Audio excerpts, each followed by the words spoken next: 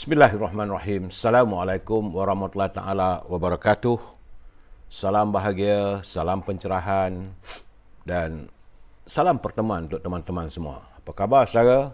Doa saya agar anda sentiasa sihat walafiat. Apa khabar saudara Abdul Hadi Sharif? Saudara Tamparan Maut. Saya suka dengan nama tu, Tamparan Maut. Kena penyepak sekali maut lah tu. Saudara Syuami Megat Ridwan, Waalaikumsalam. Terima kasih. Saudara Thomas Tan, how are you Thomas? Saudara Abdul Hadi Sharif, Saudara Syah Ibrahim, Saudara Sidik Makno, Saudara Hafiz, Rubidin, apa khabar Bi? Semoga sihat bersama pasangannya ya. Doa saya anda sentiasa berbahagia Bi. Sebab tengok gambar tu ceria sangatlah bersama pasangan. Dalam musim-musim begini jangan gaduh-gaduh Bi ya. Saudara Rahmah, Izam Osman, Saudara Manoma, Jumali Ali, Syuhami Megat Ridwan, Saudara Syukur Jamil, Muhammad Zamri, Anwar Jubin. Apa khabar semua? Ya, saya doakan anda semua sihat. Yang saya harap bantuan daripada saudara adalah like, share, dan kalau boleh subscribe, supaya kalau saudara subscribe, bila saya buat live semua dapat tahu. Ada apa dia punya peringatannya ya. Puan Ani Osman, Fazilah Ruzilah, Saib Najib, Gani Bahari, AK Roy, Mursidi Nani, Hayati Sipon. Saya hari ini tak berapa sihat, ada sikit macam nak sesema musim begini. Dalam usia emas ini kena jagalah sikit kesihatan. Saudara apa khabar? Saudara Aminuddin, Saudara Mak Jafri, Hamzah Hussein, Saudara Khairul Azman, Saidah Hamid dan teman-teman yang lain yang tak sempat saya santuni satu persatu. Saya mohon kemaafan. Akan saya santun usai saya beri pencerahan malam ini saudara ya. Baik. Untuk tidak kita melengahkan waktu kita, hari ini adalah tanggal 8 September, hari Rabu. Saudara. Dah 8 hari dah bulan September. Tapi nampak gayanya COVID-19 ni pelbagai usaha telah dilakukan, tapi nampak gayanya masih lagi ada peningkatan. Iaitu semalam 18,547. Hari ini dia naik lagi kepada 19,733. 2 hari dulu adalah 17,352. Semalam dia meningkat 18,547. Dan hari ini 19,733. Grafnya nampak gayanya ada peningkatan yang begitu ketara saudara. Dan jumlah warga kita yang dijangkiti oleh virus corona sudah 1,900,467 orang. Yang mengundang kematian hari ini agak tinggi saudara, merunsingkan fikiran kita ya saudara. Iaitu jumlah kematian adalah 361 orang. Jadi jumlah keseluruhannya sudah 19,163 warga kita yang maut kesan jangkitan virus corona. Sebab itu saban malam saya sentiasa mengingatkan saudara, jaga kebersihan diri, jaga penjarakan sosial. Kalau tiada keperluan, jangan keluar rumah, duduk di rumah. Rawatlah cinta kasih bersama keluarga. Dan dalam waktu yang sama, sediakan ubat-ubatan seperti ubat sesama, ubat batuk, ubat sakit tekak, Panadol. Itu kalau ada sikit-sikit tu makan cepat-cepat. Sebab kita khawatirilah boleh merebak. Samping itu dalam keadaan suasana cuaca yang tidak menentu, khusus warga-warga emas macam saya ni lebih banyakkan berehat dan cukupkan tidur saudara ya. Baik, di Perlis sebab nampak gayanya Pak Nazil, hari ini ada peningkatan. Semalam 20, hari ini dah naik 74 orang warga di Perlis yang dijangkiti oleh virus corona. Begitu juga di Kedah turut meningkat. Semalam 1,487, hari ini 1,564. Di Pulau Pinang, aduh tak ceroy lah nak mami weh, cik oi, Nana. Awak lagu tu tak tahulah. Tiba-tiba saja daripada 1,776 meledak naik ke atas sampai 2,474. Tinggi cik di Penang ni, 2,474 jangkitan hari ini. Di Perak, masih lagi naik. Semalam 1,197, hari ini 1,319. Di Selangor juga nampak ada peningkatan walaupun angkanya 2,000. Semalam 2,407, hari ini 2,989. Ada peningkatan saudara. Berhati-hati. saya melihat bahawa keadaan ini tidak begitu baiklah. Walaupun ada pelepasan, boleh rentas daerah, rentas negeri dan sebagainya, tapi kalau mengikut data-data ini tidak begitu baik, saudara. Di wilayah Persekutuan ada susut sedikit. Semalam 631, tapi hari ini 537. Di Putrajaya naik balik, semalam 22, hari ini 29. Begitu juga di Negeri Sembilan. Semalam dah cantik dah nombor tu, 226. Tapi hari ini 256. Di Melaka ada sedikit susut. Semalam 448, hari ini 375. Saudara ya. Di Johor, alhamdulillah ada susut daripada 2,174 kepada 1,867. Teruskanlah berusaha warga Johor untuk mengurangkan jaringan virus corona. Begitu juga di Pahang ada sedikit susut. Semalam di Pahang 742, hari ini 700. Di Terengganu, wah, terus naik lagi. Sebab daripada 645, hari ini Terengganu 904 orang. Warga Terengganu yang telah pun dijangkiti oleh virus corona, ya, saudara Acai, Bentayan, saudara Said Ben. Ya. Begitu juga di Kelantan. Saya nampak di Kelantan terus meningkat. Semalam dia naik daripada 1,213 kepada 1,458. Tapi hari ini 1,471. Ada peningkatan di Kelantan. Di Sabah ada sedikit susut daripada 2,107 kepada 2,067. Labuan meningkat 3 angka. Semalam 4, hari ini 7, ya saudara. Dan di Sarawak nampak gayanya masih lagi 1, 2, 3, 4 hari berturut-turut 3,000 ke atas, 3,100. Jadi Sarawak yang tertinggi di kalangan negeri-negeri yang dijangkiti oleh virus corona, saudara. Itu di Sarawak. Kemudian kita tengok pula kedudukannya untuk bulan ini, saudara ya. Untuk bulan ini selama 8 hari jumlah jangkitan sudah pun melonjak ke angka 154,213 orang. Itu untuk hari inilah, saudara ya. Jumlah keseluruhan bulan September. Sebab bulan lalu jumlah jangkitan adalah 632,000. Bulan ini setakat 8 hari bulan ini 154,213. Bagaimanapun saudara, menurut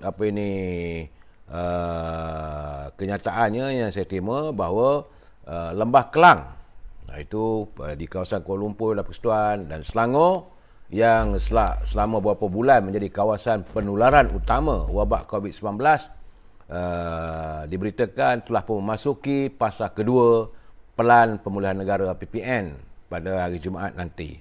Jadi itu diumumkan oleh Yang Berhormat Perdana Menteri. Keputusan tersebut berdasarkan penilaian risiko semasa oleh Kementerian Kesihatan serta MKN dan akan berkuat kuasa pada 10 September. 2 hari lagi insya-Allah dia masuk fasa kedua.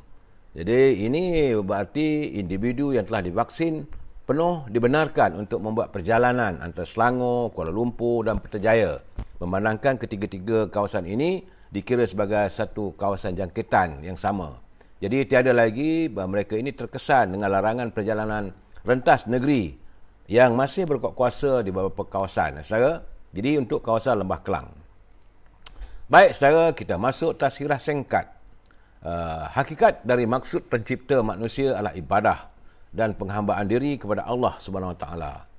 Kerana dalam surah Az-Zariyat ayat yang ke-56 Allah menyatakan, dan aku tidak menciptakan jin dan manusia melainkan supaya mereka mengabdikan diri kepadaku.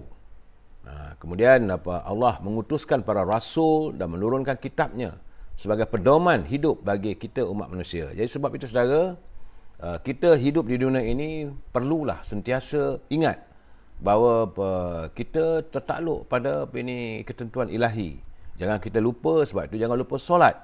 Kerana di samping diturunkan kitab, diturunkan para nabi, Allah juga mewujudkan para iblis dan syaitan yang akan menguji kita sejauh mana ketakwaan kita. Jadi selagi kita kuat dan takwa kepada Allah SWT, maka diri kita sentiasa akan terpelihara daripada segala musibah. Ingat tu saudara ya. Baik. Mutiara kata kita, jadi sebab itu kita harus teruskan melangkah walaupun rasa payah. Jadi kita teruskan mencuba walaupun banyak halangan. Dan kita harus berusaha walaupun jatuh dan rebah. Sewajarnya kita teruskan semangat walaupun banyak dugaan. Itu peringatan daripada sahabat saya, Cikgu Hibil Hasan. Jadi katanya, angin dan ombak. Ini dia punya mutiara kata-kata dia. Angin dan ombak selalu berada di sisi ahli pelayaran yang terbaik. Jadi dalam setiap pelayaran itu ada angin, ada ombak. Jadi artinya, sentiasa kalau ketika angin itu kadang-kadang nyaman, tapi ada ombak itu cabaran. Jadi hidup kita ini penuh dengan cabaran. Terima kasih Saudara Hibil atas kiriman anda. Baik, ini apa mutiara katanya, angin dan ombak selalu berada di sisi ahli pelayaran yang terbaik. Ini apa kata mutiara yang diculip oleh Saudara Hibil daripada penyair Gibbon. Baik, saudara. Seperti biasa, salam impian monatorium dan kumpulan wang simpanan pekerja RM10,000. Kalau negara berbelanja tanpa had, kita akan menuju kemuflisan. Apa khabar saudara Hirawati, Ani, Said? Ini Instagram. Rosman, Waalaikumsalam, saudara Masri Mahat, Muhammad Hashim, Muhammad Din. Kalau saya tak sempat santai saudara, jangan marah saudara, sebab saya perlu berbicara banyak persoalan lagi ini. Baik. Saya tak tahu macam mana kedudukan kumpulan wang simpanan pekerja hari ini. Saya mendoakan agar ada yang dah dapat. Kalau tak dapat itu berusahalah lagi. Dan saya dengar tadi cuma yang saya dengar kenyataan daripada Yang Berhormat Datuk Seri Tengku Zafrul. Beliau menyatakan pihaknya sedang menyediakan bajet untuk 2022. Tapi soal moratorium ini tidak disantuni. Dan begitu juga apakah pengeluaran wang simpanan pekerja RM10,000 sebagaimana kita tuntut itu dapat dilaksanakan sepenuhnya, tidak tahu lagi. Belum ada perkabaran, saudara. Saya harus menyatakan ini.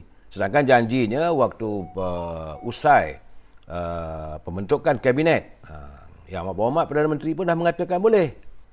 Kerana waktu beliau hadir dalam mesyuarat Majlis Tinggi UMNO, pemuda UMNO menuntut supaya dua perkara ini dilaksanakan secara tuntas. Iaitu pertama-tama sekali tentang pengeluaran wang simpanan pekerja RM10,000 serta pemberian ataupun penerimaan moratorium bagi mereka yang berhutang dengan 4 bank selama 6 bulan ta'akru tanpa faedah. Itu yang dapatan saya, tapi saya tak boleh nak bagi pencerahan lebih daripada itu kerana setakat ini belum ada kenyataan daripada Kementerian Kewangan. Malahan tiada juga kenyataan daripada bank negara. Jadi saya berharap agar Yang Berhormat Mulia Tengku Zafrul mengotakan janjinya.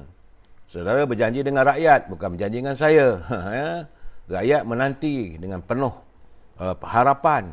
Sebab rakyat lama sangat dah dalam keadaan yang tertekan. Baik, saudara, tajuk perbincangan kita malam ini adalah pelacuran politik. Jangan marah, saudara, bahasanya kasar sikit. Sebelum saya memberi pencerahan tentang apa yang saya maksudkan tentang pelacuran politik, kita santuni dulu pantun Pak Nazil. Apa khabar Pak Nazil? Tadi waktu beliau mengantar kirimannya tu lewat petang. Kerana kabarnya Pak Nazil tadi dia sakit pinggang. Bukan sakit buah pinggang, sakit pinggang. Dia pergi ke hospital dan pergi klinik, dapat beli ubat. Jadi dalam keadaan mamai makan ubat tu masih lagi beliau mau menyantuni saudara dengan pantun-pantunnya.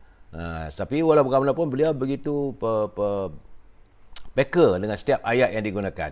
Terima kasih pada Pak Adil yang tidak henti-henti mengirimkan pantun kepada kita walaupun dalam keadaan tak begitu sihat. Saya tahu Pak Nazil, doa saya, doa teman-teman agar Pak Nazil sentiasa sihat dan ceria, agar kita dapat sentiasa menikmati buah tangan Pak Nazil itu pantun-pantun yang penuh dengan pengertian dan bahasa-bahasa yang indah.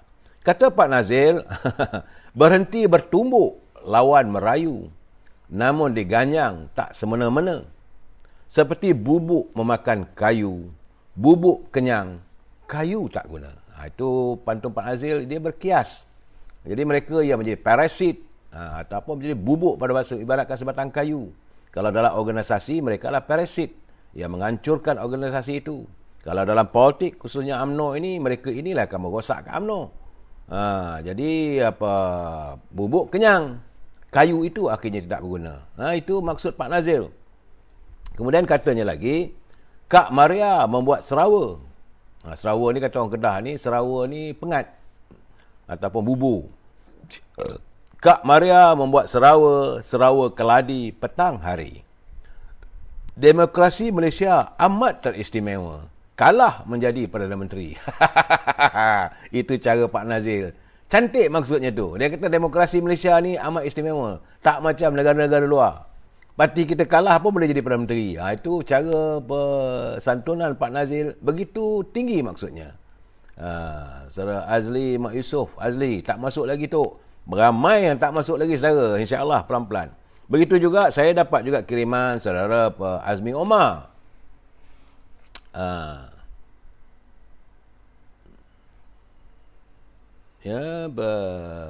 Saudara Azmi Omar, dia mengirim pantun juga. Dia nak bersama pantun Pak Nazil katanya. Katanya tidak mengira parti mana, janji dilempar, tika mengundi. Derita melanda, rakyat mangsa, percaturan politik, poket sendiri. Ini adalah keluhan hati saudara Azmi Omar yang menyatakan kekecewaannya. Itulah keadaan saudara, rakyat pun sudah semakin kecewa saudara. Macam kata saudara Azmi Umar, derita melanda rakyat yang dimangsa percaturan politik, poket sendiri. Itulah keadaannya. Macam kata Pak Nazil, peliklah kita ni, demokrasi kita ni amat istimewa. Kalah menjadi Perdana Menteri. Aduh Pak Nazil, gitulah keadaannya saudara ya. Baik saudara, sebelum saya memberi pencerahan seperti biasa, saya perlu memberi peringatan. Jadi mereka yang menyunting semula live saya dan dimasukkan dalam channel YouTube, maka anda adalah bertanggungjawab atas setiap suntingan. Saya tidak akan bertanggungjawab atas sebarang komen atau sebarang kesan daripada suntingan anda itu. Kerana saya pun tak mampu. Saudara Masri Muhammad, KWSP, iCitra, RMK 5 ni, RMK RM5 kerja tu. Sebentar lagi saya tengoklah macam mana channel kita. Setakat ini tidak ada pengumuman daripada pihak Kementerian Kewangan. BKC, Bank Simpanan Nasional 4 September dah masuk. Saudara Mak Yusof, Bang Chop, terima kasih. Tahniahlah kau dapat tu. Mudah-mudahan gunalah wang tu dengan baik. Jadi kepada mereka menyunting live saya ini dan dimasukkan dalam channel YouTube, anda bertanggungjawab. Saya tak tanggungjawab saudara. Ini adalah pencerahan politik yang saya kutip daripada pembacaan saya. Walaupun tak sihat, daripada malam tadi, siang ni cari lagi bahan-bahan yang saya hamparkan untuk pandangan kita semua, untuk kita berbincang bersama. Dan ini adalah pencerahan politik. Tidak ada niat lain, hanyalah semata-mata untuk memberi penjelasan terhadap satu isu agar warga kita lebih faham, supaya mereka tidak mudah dipermainkan minda mereka oleh pimpinan-pimpinan orang-orang politik ni saudara ya. Dan dalam waktu yang sama, saya berharap prinsip kita adalah kita mesti bersetuju untuk tidak bersetuju. We must agree to disagree. Kalau itu prinsipnya tak ada masalah saudara. Dan tentulah pencerahan ini datang daripada orang UMNO. Jadi pada parti lain jangan marahlah ya saudara. Kalau rasa tak seronok, buat satu live sendiri untuk parti saudara. Kita dengar. Saya bukan tak dengar, saya dengar saudara Iswadi, dia buat dia punya pencerahan. Seperti itu saudara Said Badli, solid, kita dengar, bukan tak dengar, tapi bersedialah berhadapan kalau tak betul kena hamun dengan Datuk Lokman Adam. Saudara, jadi saya juga berharap agar saudara kalau rasa tak setuju, nak beri pandangan, gunakanlah bahasa yang baik. Ingat saudara, kita warga cipta damai dan cintakan keharmonian. Harmonis bangsa kita. Gunalah bahasa yang baik-baik saudara ya. Baik. Hari ini saya menerima kiriman tentang titah resmi ke bawah Duli Yang Maha Mulia Sultan Kelantan, iaitu Sultan Muhammad yang kelima.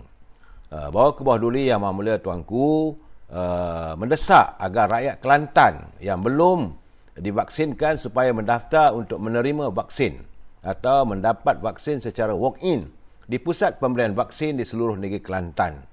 Memang pun sekarang ni Kelantan agak tinggi, dia punya masih lagi meningkat. Jadi Duli Yang Maha Mulia Tuanku begitu concern. Baginda mahu warganya, rakyat Kelantan khususnya sentiasa terhindar daripada jangkitan virus corona. Jadi kerana baginda amat duka cita kerana melihat negeri Kelantan merupakan antara sebanyak 50% warganya yang dijangkiti oleh virus corona. Dan itulah baginda mengalu-alukan pengumuman Menteri Kesihatan Yang Berhormat Saudara Khairi Jamaluddin mengenai peruntukan 1.2 juta dos tambahan untuk Kelantan. Ya.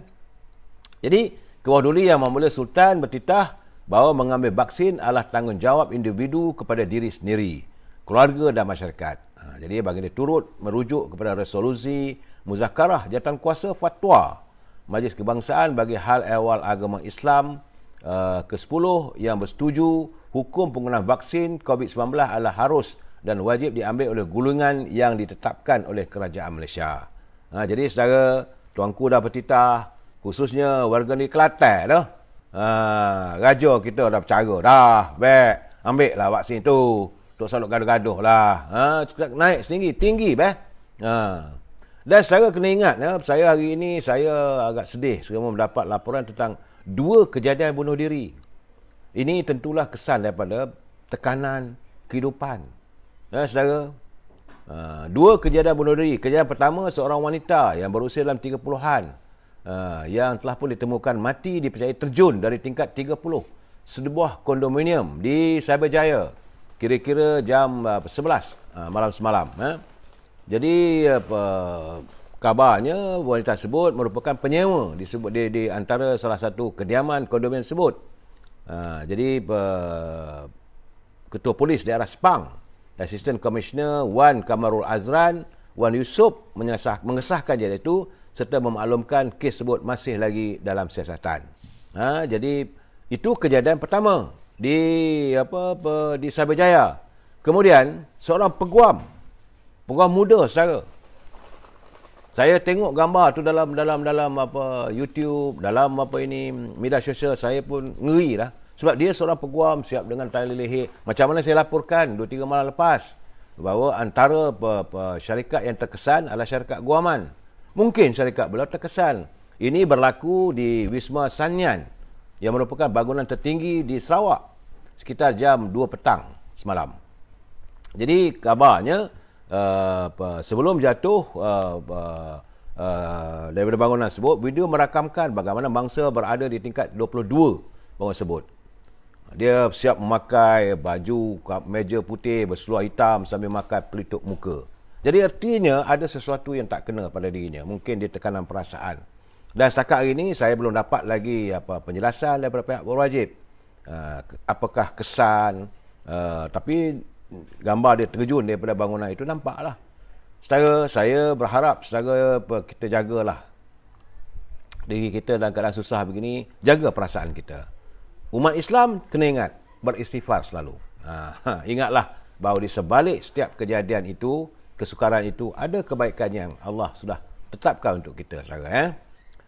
Baik, saudara, ini untuk saudara Babrik malam tadi. Malam tadi saudara, saya terima kasih pada warga net yang bersama-sama dengan saya yang begitu concern. Dia kata Assalamualaikum Tok. Dia kata maaf, dalam siaran Datuk malam semalam ada orang yang memerlukan laptop untuk anak dan tinggal di balik pulau.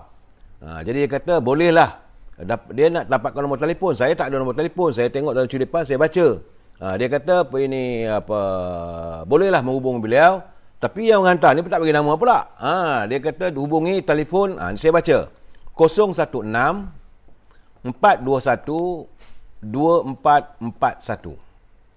016 421 2441. Jadi saudara Babrik yang semalam menyatakan bahawa dia cuma ada handphone satu saja, dia bekerja sebagai pemandu Food Panda, anaknya kat sekolah vocational. Jadi saudara boleh berhubung melalui nombor telefon tersebut, tapi tak ada nama pula. Tapi bagi saya begitulah, saya bangga kerana kita mempunyai sahabat kalangan yang begitu prihatin dengan masalah teman-teman kita. Jadi inilah saya harapkan warga kita, mana yang boleh kita bantu, kita saling bantu-membantu. Saudara Babrik di balik pulau. Jadi dah ada teman yang membantu. Terima kasih sahabat. Kemudian saya mendapat khabar tentang daripada saudara Mazam Ramli.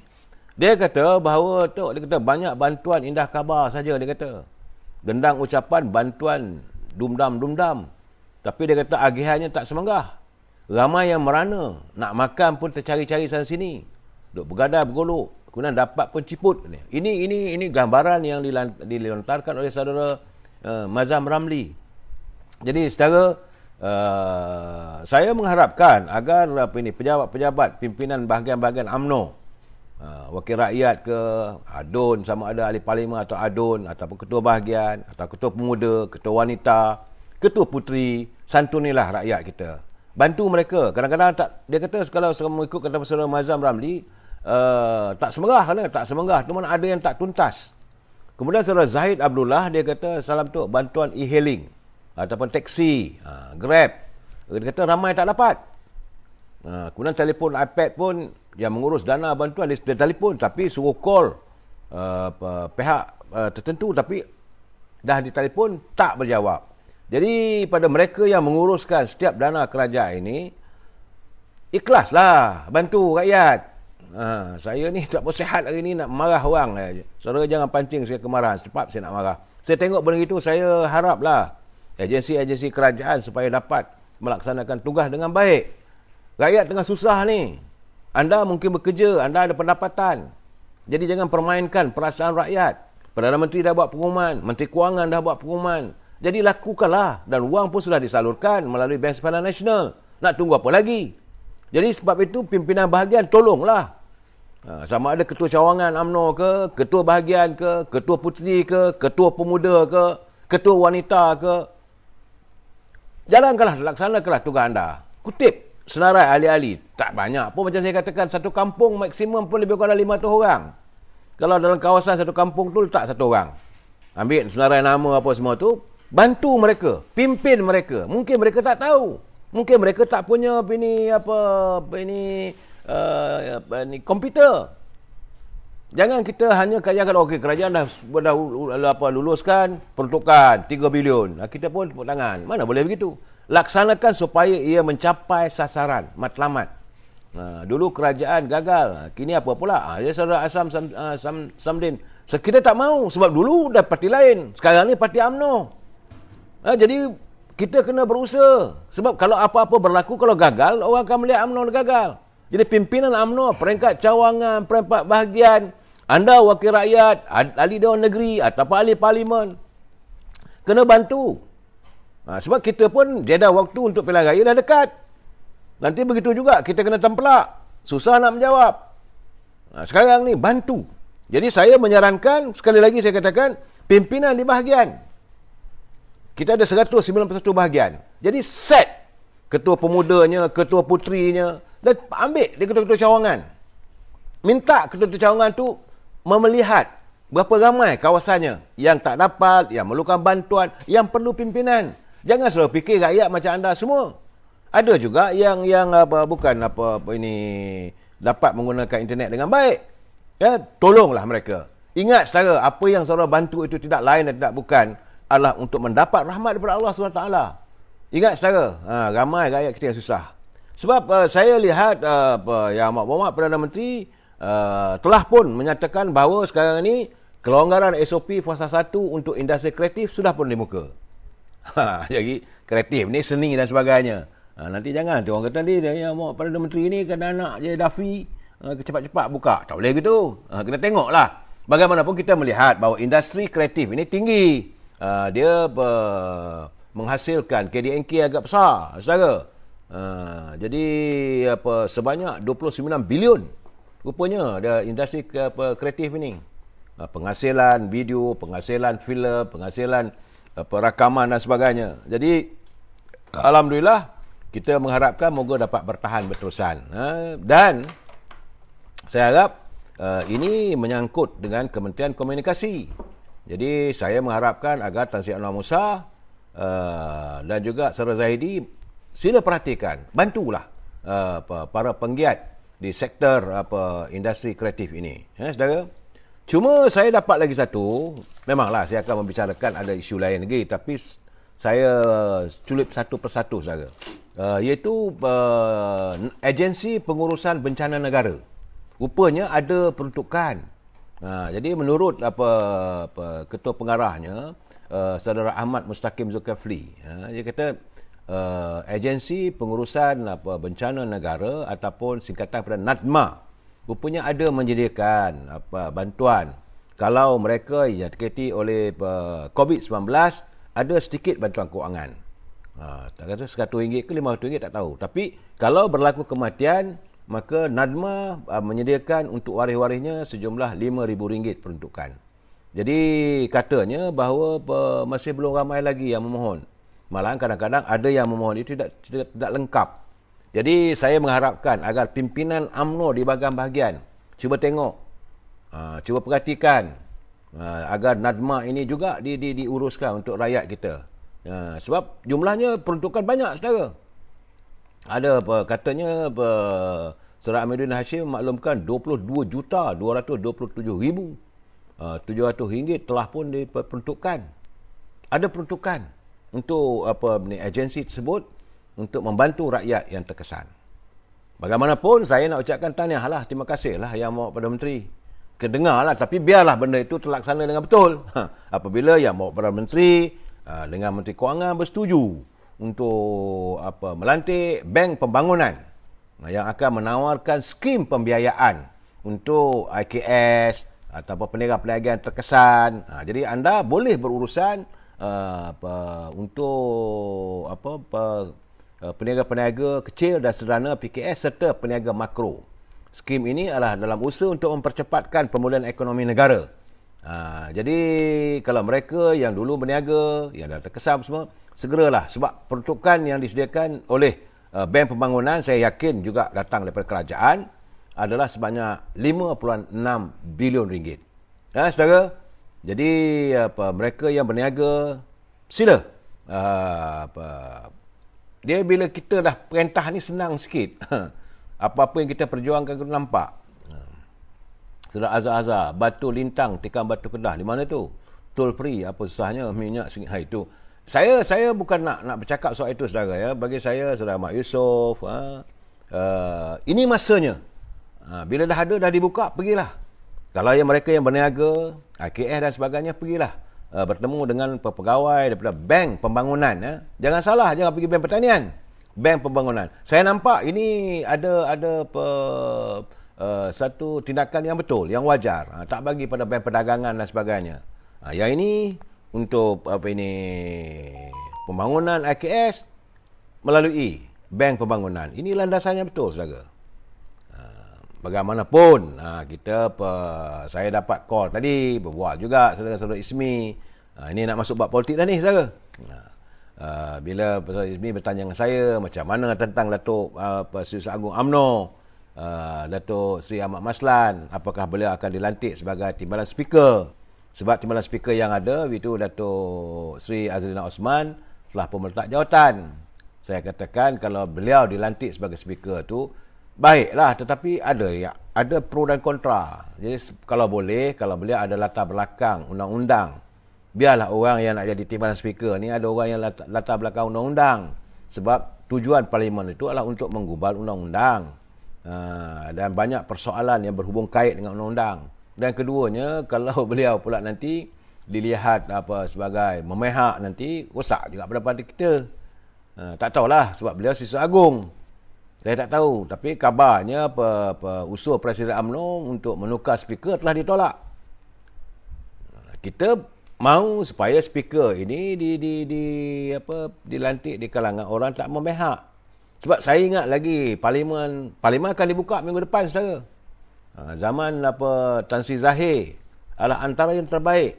Sepanjang saya menjadi wartawan, beliau tidak memihak mana-mana walaupun beliau datang daripada UMNO. Jadi benar-benar parlimen itu dijadikan tempat untuk membicarakan permasalahan rakyat, saudara. Cuma hari ini kita perlu juga bertanya kepada peguam kepada Lim Guo Eng. Dulu bila Presiden UMNO sakit, beliau masuk ke hospital, ada gambarnya dan sebagainya, berusung keluar daripada bilik operations. Kata macam-macam lah, baiklah. Tapi dalam kes hari ini, Goh Bin Sing kena jawab. Bila dia kata Lim Guo Eng perlu menjalani kuarantin diri daripada 2 Februari hingga 4 Februari dan 8 Februari, sedangkan dia turun berzaria orang. Katanya daripada 1 bulan hingga 10 September dia kena kuarantin. Tapi macam mana pula 2 bulan, 4 bulan, 8 bulan dia turun. Sebab itu dia tak mau pergi ke mahkamah. Ini masalah besar ni. Ini masalah besar ni kalau kerana hari ini media melaporkan Lee Guak Eng tidak hadir ke mahkamah untuk pembicaraan korupsi terowong. Katanya menurut peguamnya, Goh Beng Sing, dia tidak boleh berjumpa siapa pun dan tidak boleh keluar rumah kerana menjalani kuarantin kendiri dari 1 hingga 10 September.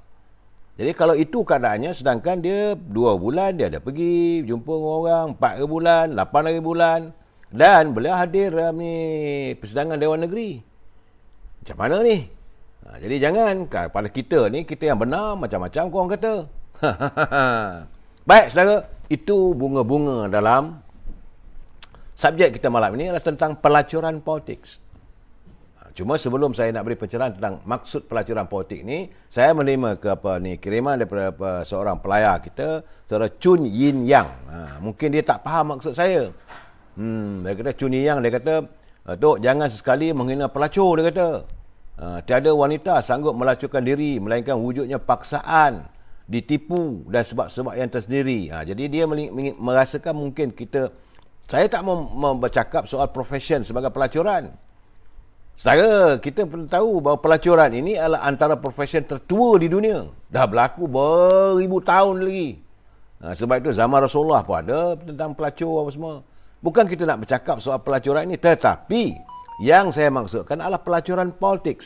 Mereka yang sanggup menjual maruah diri. Jadi melacurkan jawatannya untuk mendapat sesuatu. Itu maksud saya. Sebab semalam di Dewan Undangan Negeri Johor, tiba-tiba timbalan Presiden kepada Parti Amanah, Dato' Salihuddin Ayub, dia melontarkan pandangannya bahawa dia kata sudah-sudahlah. Jangan lagi kita, memanglah demokrasi ini berasaskan kepada number. Jadi tetapi janganlah dilunturkan aroma demokrasi ini dengan pelacuran politik. Jadi kerana untuk hendakkan sesuatu jawatan, perebutan untuk satu jawatan, maka ada ahli-ahli politik, ada ahli parlimen ataupun ahli Dewan Undangan Negeri yang sanggup melacurkan jawatannya untuk dibayar. Ini berlaku. Ini yang dikatakan, yang saya dulu menentang scheme of thing. Scheme of thing ni juga adalah sebagai sebahagian daripada tindakan pelacuran politik. Rakyat begitu tinggi penghormatan pada ahli-ahli parlimen, pada ahli Dewan Undangan Negeri, tapi mereka sanggup melompat menjadi kata-kata ini melakukan tindakan pelacuran politik. Dan orang macam ini tidak lagi boleh diberi penghormatan kerana mereka melacurkan tentang kedudukannya yang disanjungi oleh rakyat hanya semata-mata untuk mendapat kedudukan tertentu. Rakyat mahukan pembelaan, tapi mereka bermain politik jadi badut-badut yang cukup hina.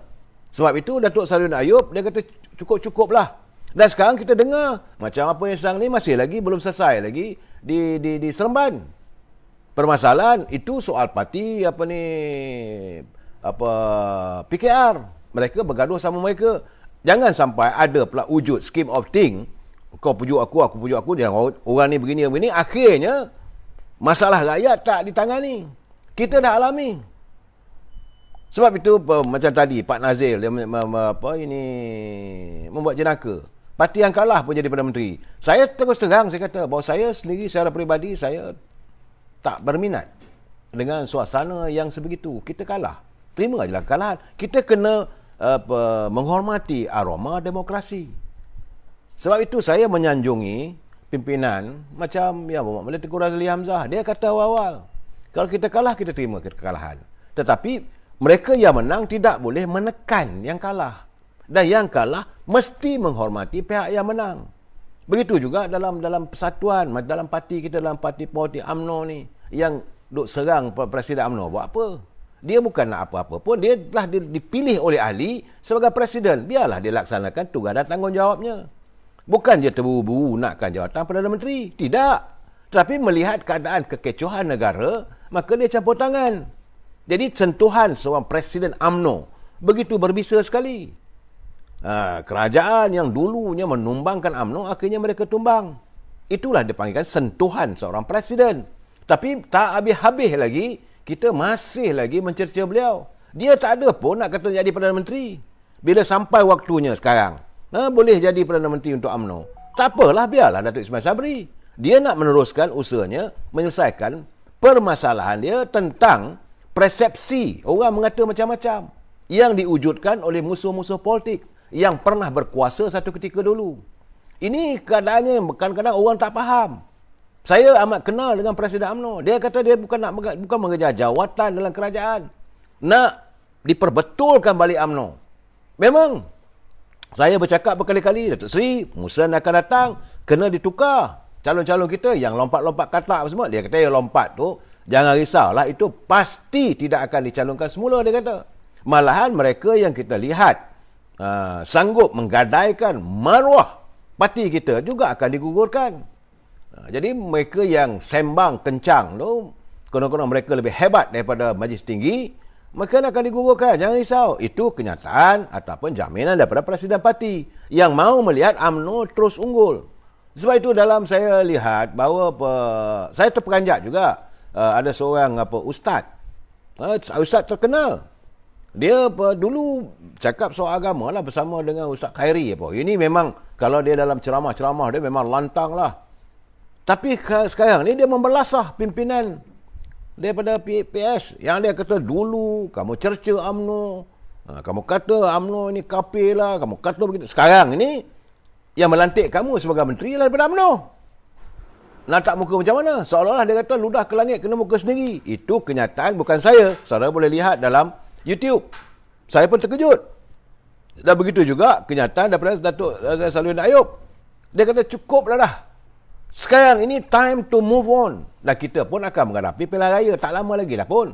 Kita sedang berhadapan untuk memasuki jadah waktu pilihan raya umum. Dalam keadaan kita menghadapi pilihan raya umum ini, bersiap sedialah. Sebab itu saya mengharapkan agar pimpinan di peringkat akar umbi bersedia.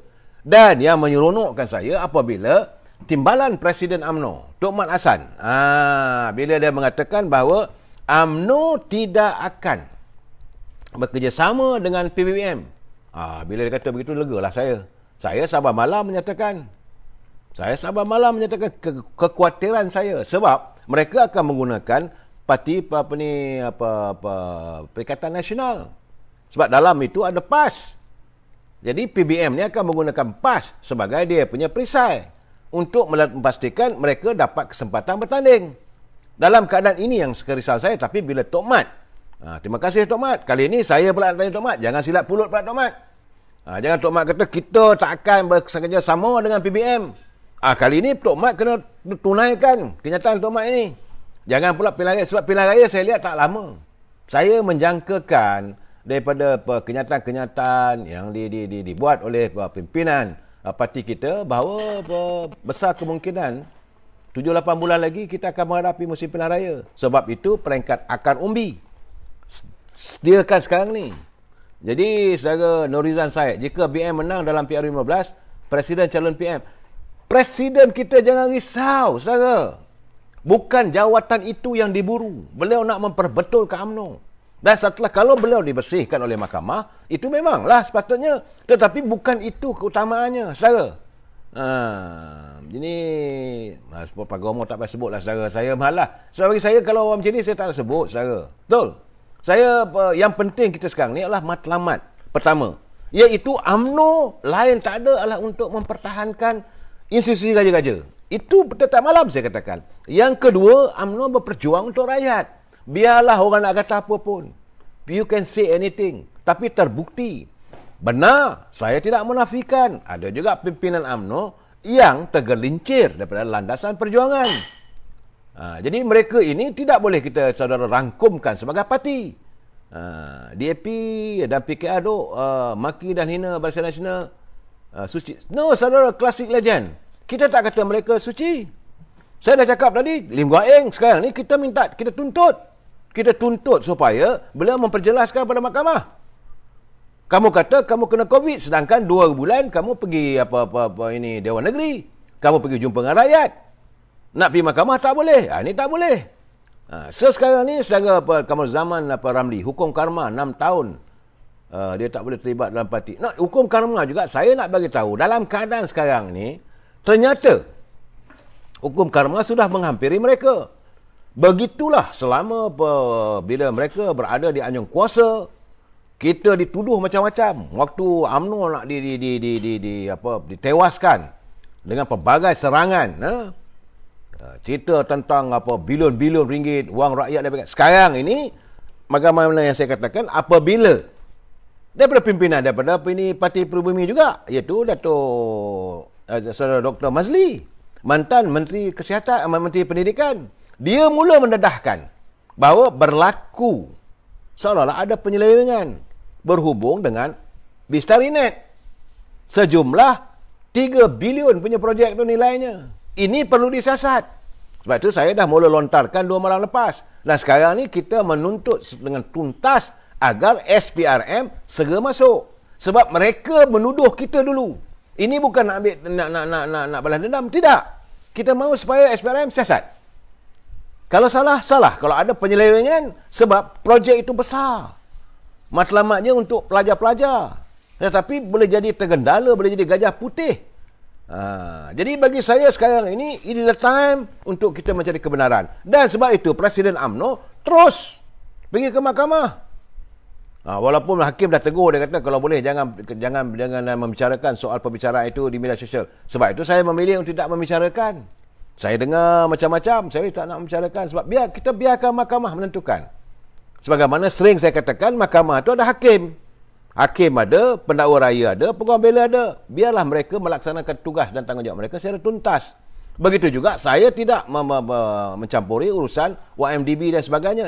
Tetapi sebelum pilihan raya dulu, masa pilihan raya yang ke-14, 2018 dulu, lunyai UMNO, lunyai Presiden UMNO, kena maki, kena tuduh macam-macam lah. Dan akhirnya bila mereka memenangi kuasa, tak pernah berlaku dalam sejarah. Presiden UMNO dan timbalan Presiden UMNO dua-dua diseret ke mahkamah. Dan Presiden UMNO dia kata tak apalah, kalau inilah nilai, inilah harga yang perlu aku bayar, aku terima. Dia tidak akan gentar untuk menghadapi segala cubaran, segala culaan, segala cacian, maki hamun. Dan mereka membina persepsi yang buruk tanpa selesai mahkamah. Sepatutnya biarlah mahkamah mengadili. Kita tak pernah pun kata mereka tu terlibat dan sebagainya. Selalu kita katakan mereka dipercayai. Dan terpulang pada SPRM untuk membuktikan. Kalau mahkamah mengatakan tak bersalah, tak adalah bersalah. Tapi sekarang ini mereka begitu hina dan teruknya Presiden dan timbalan Presiden UMNO tak pernah berlaku dalam sejarah. Perdana Menteri dan timbalan Perdana Menteri dibawa ke mahkamah. Now you already set the precedence. Sekarang ni anda sudah pun mewujudkan kelangsungan. Anda sudah mewujudkan presiden. Waktu anda berkuasa, anda seret Perdana Menteri ke mahkamah. Waktu anda berkuasa, anda seret timbalan Perdana Menteri ke mahkamah. Waktu anda di anjung kuasa, anda bawa presiden dan timbalan Presiden UMNO ke muka pengadilan. Konon-konon dengan pelbagai tuduhan dan dimainkan oleh media sosial dan mewujudkan prosesi yang cukup buruk pada UMNO. Sekarang ini sudah mula terdedah Bistarinet. Now, kita minta. Sebab ini melibatkan dua-dua mantan Perdana Menteri. Iaitu, menurut kepada Dr. Mazli, beliau dipanggil oleh Dr. Mahathir. Kerana dia kata Bistarinet ni, kerana Dr. Mazli mau menghentikan projek ini, maka Tan Sri Sudir marah. Dan akhirnya beliau diminta untuk meletakkan jawatan. Sampai begitu sekali. Ini terbukti ada dalam buku dia. Now is the time. Kita tak minta Datuk Ismail Sabri arahkan SPRM. Jangan kita campur. Biar SPRM laksanakan tugas dan tanggungjawabnya. Biar dia siasat. Dan kita tengok. Sebab kita parti yang memperjuangkan tentang keadilan. No one is above the law. Kita tidak mahu politik mengatasi keadilan. Biar. Tetapi mereka dah set the presiden. Kalau sebelum ini kita rasakan tak baiklah, bawa seret Perdana Menteri ke mahkamah, timbalan Perdana Menteri ke mahkamah. Okey, You dah buat benda begitu, benda dah biasa. Dan bagi saya ada baiknya. Saya berdoa agar Datuk Seri Najib dan Datuk Seri Zaid Hamidi akan berjaya membuktikan kebenarannya. Jika ini benar, lebih mudah kita untuk meneruskan. No one is above the law. Siapa saja. Sebab saya lihat bukan hanya bila melibatkan ini Bistari Net ni adalah melibatkan YTL. Bila melibatkan YTL, saudara jangan lupa. Jangan lupa arwah Allah yarham Datuk Ani Arop. Beliau sebagai CEO pengarah urusan kepada Tenaga Nasional hilang jawatan apabila berlaku pengswastaan IPP, Industrial Power Producer, yang di mana YTL juga terlibat. Ya, jangan lupa benda itu. Jadi benda begini daripada buku memori ini SBRM kena kaji. Apakah Tun Dr. Mahathir juga terlibat? Sebab ini YTL ini, sebab ini bukan sedikit wang. Kesannya yang dialami oleh Tenaga Nasional Berhad sampai hari ini. Dia menghasilkan menjana kuasa elektrik ini dibekalkan kepada TNB. Guna tak guna, bayar atau tak bayar. He is laughing to the bank. Tiap-tiap hari, tiap-tiap bulan, tiap-tiap 2 minggu sekali kabarnya, dia dengan senyum lebar pergi ke bank. Mendapat bayaran. Kamu nak pakai, tak pakai, soal lain. Itu YTL. TNB tetap kena bayar. Ini perlu dikaji juga dan akhirnya kita sebagai pengguna yang terkesan. YTL dapat projek ERL, KLIA Central. 30 tahun konsesi sejak 1999 dengan hak eksklusif untuk menaikkan tiket daripada RM35 kepada RM50. Kemudian RM74 kepada RM97 dan sampai sekarang RM126 pada tahun 2024. So ini juga perlu dikaji. Dia mendapat projek. Sedangkan kita macam-macam lah. YMDB lah, Datuk Zahid lah macam. Datuk Zahid tu yayasan aja tentang membuatkan yayasan Akabudi buat untuk ini derma bakti. Saya tak mau mempengaruhi mahkamah lah. Tapi dia buat masjid, buat yayasan untuk ini. Tapi akhirnya seret ke mahkamah. Now ini jelas. YTL. Sejauh mana Tan Sri Muhyiddin mempunyai hubungan dengan YTL? Sejauh mana Tun Dr. Mahathir mempunyai hubungan dengan YTL? You dah set presiden. Anda sudah mewujudkan unjuran bahawa Perdana Menteri, mantan Perdana Menteri, mantan Timbalan Perdana Menteri boleh dibawa ke mahkamah dan sekarang ni kita tuntut. Kita bukan kerana nak balas dendam, no. Saya minta, Yang Amat Berhormat Datuk Ismail Sabri jangan campur tangan. Tak usah panggil ini hakim. Biar SPRM laksanakan tugasnya. Biar penguasa jalankan tugasnya tu, biar peguam negara membincangkan dengan hakim, jalankan supaya rakyat nak tahu kebenaran mesti. Sebab itu saya katakan, buat macam mana pun, at the end of the day, the justice is prevail. Buat macam mana pun, kebenaran itu akan muncul dengan sendirinya. Tetapi, ini yang saya pegang, nasihat Allahyarham Datuk Harun Idris pada saya. Dia kata pada saya, Mal, kena ingat, kebenaran itu akan pasti muncul dengan sendirinya. Tetapi setiap kali kamu nak bela kebenaran, setiap kali itulah kamu akan dilihat salah. Jangan takut dengan kebenaran. Setiap kali kamu nak bela kebenaran, setiap itulah kamu akan dilihat salah. Tapi yakinlah katanya, kebenaran akan muncul dengan sendirinya. Sekarang dah terdedah.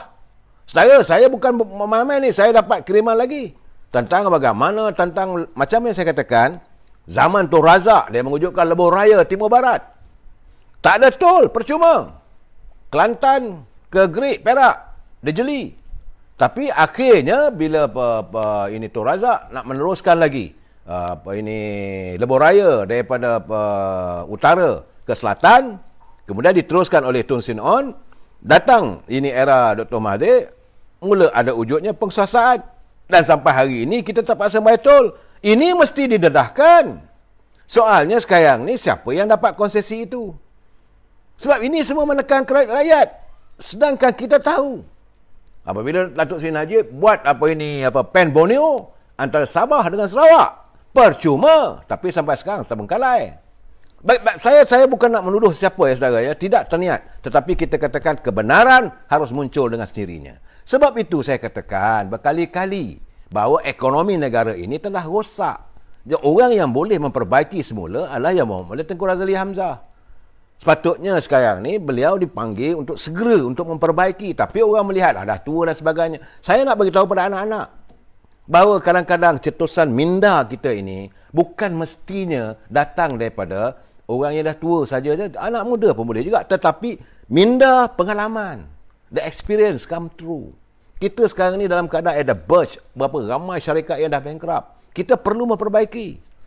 Negara kita ni umpamakan segelai kain putih yang dah teruk, yang dah robek segala-galanya. Dia tebuk sana, tebuk sini, dah kotor, cala. Pelabur-pelabur lari. Tidak ada keyakinan pada kita. Dan ini perlu diperbetulkan. Bukan satu benda yang mudah. Pertama sekali, kita harus memperlihatkan bahawa negara kita adalah mengamalkan sistem demokrasi raja berperlembagaan. Tapi hairannya mereka yang berada di anjung kuasa masih lagi mempertikaikan soal perlembagaan. Agung boleh buat begitu, Agung tak boleh buat begitu, Perdana Menteri kena buat begitu, Parlimen tak boleh begitu. Orang melihat. Saya tak senang. Saya cukup tidak senang hati bila melihat perdebatan tentang apakah usul keabsahan yang muat-muat Perdana Menteri itu boleh dan tak boleh diadakan di Parlimen. Saya kata, bawalah, apa takut? Yang takut sangatnya kenapa? Apakah kerana merasakan akan gagal? Kalau gagal, terima hakikat. Tapi dah saya bagi tahu, Yang Amat Berhormat Perdana Menteri dah buat, dah elok, dah cantik. Jadi Perdana Menteri panggil pembangkang apa semua tu, menyantuni titah tuanku agar semua ceasefire bekerjasama untuk negara apa semua. Jalankanlah, apa yang nak takut? Artinya, bila ada saja usul ni, mereka juga akan sokong. Yang takut sangat, yang menjadi polemik, dan akhirnya mereka marah. Saya lihat apa kenyataan daripada Yang Berhormat Datuk Seri Anwar Ibrahim, kalaulah ada berlaku usul undi tak percaya, hanya berpunca daripada anjung kuasa Seri Perdana juga. Bawa saja tak ada masalah, sebab dah bersetuju. Tiba-tiba nak dirongkai, bagi kenyataan begitu, kenyataan begini. Menteri Undang-Undang masih lagi buat perangai yang lama, yang dulu juga. Nak tunjuk bahawa pakar sangat pasal undang-undang, pasal perlembagaan. Sudahlah. Kalau dirasakan perlu dibawa usul kepercayaan, bawa ajalah. Kenapa dijadikan ini sebagai polemik? Saya lihat sekarang ini menjadikan isu antarabangsa. Negara luar melihat apa Malaysia ni. Dah selesai masalah Perdana Menteri dah tak ada, naik Perdana Menteri yang baru, dah masalah pula lagi tentang legitimasi, tentang Parlimen. Ini yang ditegur oleh Datuk Azlina Osman. Dia tidak mahu Parlimen ini jadikan alat. Sepatutnya kita mengamalkan separation of power. Separation of power, saudara. Kita ada legislatif, iaitu Parlimen. Kita ada judiciary, iaitu kehakiman. Kita ada eksekutif. Jangan campur. So, bila Agung dah titah, bawa Perdana Menteri yang dilantik sebagai Perdana Menteri, hendaklah pergi ke Parlimen, bawalah usul keabsahan. Yang kamu nak tahan pasal apa? Kenapa kamu nak tahan? Takut. Bagi saya tak sesuai lah untuk nak pertahankan muka. Nak budik banyak cara budik. Saya yakin sebenarnya kalau tidak jadikan isu, saya yakin pembangkang pun akan sokong. Saya yakin. Sebab mereka pun dah berjumpa. Datuk Saudara Mat Sabu jumpa, Datuk Seri Anwar Ibrahim jumpa, Linggu Aim jumpa. Bahawa Datuk Seri Anwar Ibrahim pun dah kata, kita dah berjanji tidak akan menyulitkan persidangan Parlimen. Sebab isu lain lebih banyak lagi. Usul keabsahan ini just untuk menepati kehendak perlembagaan. Yang kamu nak argue soal perlembagaan apa lagi?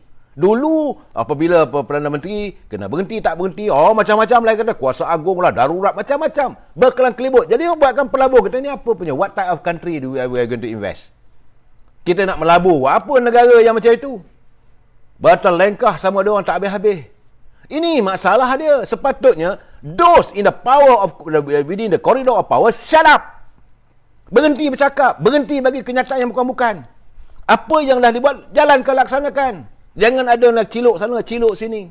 Kalau merasakan speaker perlu tukar. Itu kuasa daripada ahli-ahli Parlimen. Let them choose within them. Yang nak klepit sana, klepit sini, buat apa?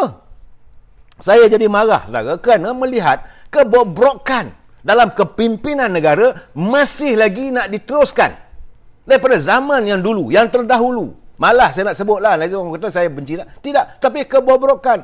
Parlimen biar dia urusan dia. Agung kata bahawa Perdana Menteri bawalah usul undi kepercayaan. Buatlah.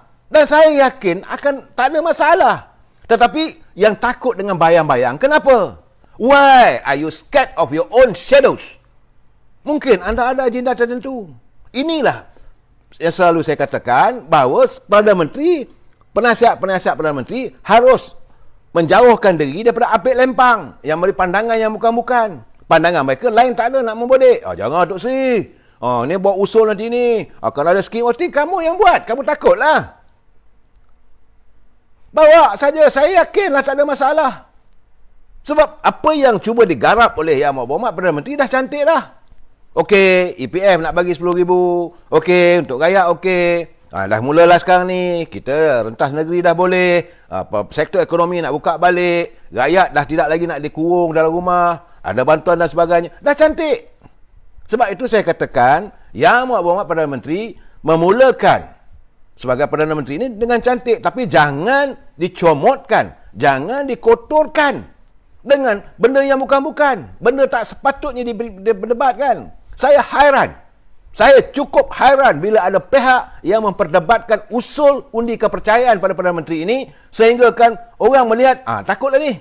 Akhirnya Perdana Menteri mendapat satu persoalan, apakah beliau mempunyai legitimacy? Apakah beliau mempunyai keyakinan? Apakah beliau mempunyai sokongan majoriti di kalangan ahli dewan? Dan berterusan sebagaimana yang berlaku daripada era yang lepas. Sampai sudahlah tak selesai. Saya tengok keadaannya macam saya kata tadi, Datuk Seri Anwar Ibrahim dia kata saya tak akan menyulitkan. Retinya beliau akan sokong. Apa takut sangat, bawa ajalah. Kita nak tengok sejauh mana mereka ikhlas. Dan rakyat akan melihat. Kalau betul mereka nak tumbangkan, okey, panggil pilihan raya. Rakyat akan melihat bahawa kita nak cari kedamaian, mereka mencari onar. Buat pilihan raya, confirm lah dia orang akan kalah. Apa yang takut sangat? Ini kerana orang keliling. Segala apik lempang ikan sepat kering ni nak tunjuk setia pada Datuk Ismail Sabri, memberi pandangan bukan-bukan. Saya cakap terus terang.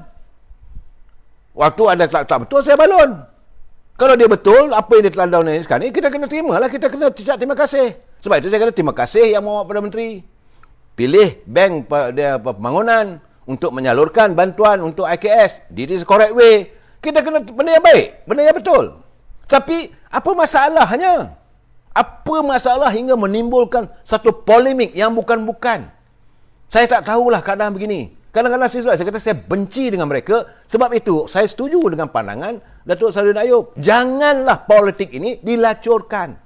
Hanya kerana kepentingan diri kamu. Kamu nak bodek Perdana Menteri, kamu punya hal lah. Kita bincang lagi malam besok. Wabillahi taufiq wal hidayah. Assalamualaikum warahmatullahi wabarakatuh. Selamat malam.